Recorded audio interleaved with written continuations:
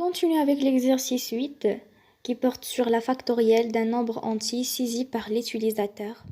Et je commence par demander à l'utilisateur de donner un nombre entier n. Après, dans la deuxième ligne, je vérifie la condition de n inférieur à 0. C'est-à-dire, si n est inférieur à 0, je vais lui demander de ressaisir ce nombre entier pour continuer le traitement et pour que je puisse lui donner le factoriel. Après, je passe à la condition, à la structure de if, la boucle if. Dans cette boucle, je vais tester si le nombre entier saisi par l'utilisateur vaut 0 ou bien il vaut 1. Dans ce cas, je vais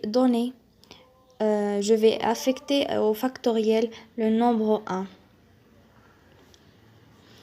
Donc, je vais initialiser le factoriel par 1. Et dans l'autre cas, que je vais mettre dans le else, je vais faire une autre boucle de while. C'est-à-dire while i est inférieur ou égal à n.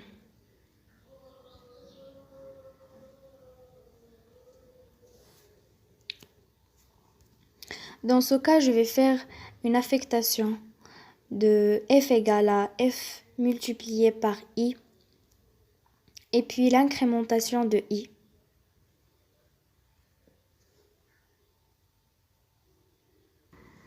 Et finalement, l'affichage du résultat par print. Et je mets le factoriel de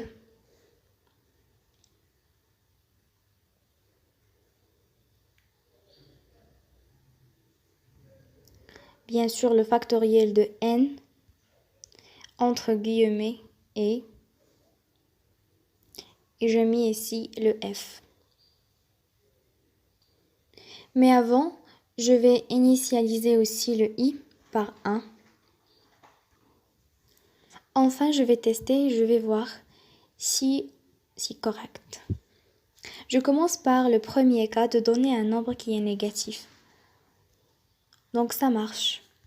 Ça ne va pas continuer jusqu'à donner un nombre qui est exact. Dans ce cas, je vais donner le 3. Donc le factoriel de 3 est 6. Je teste par 0. Le factoriel de 0 est 1. Je teste par 1. Le factoriel de 1 est 1.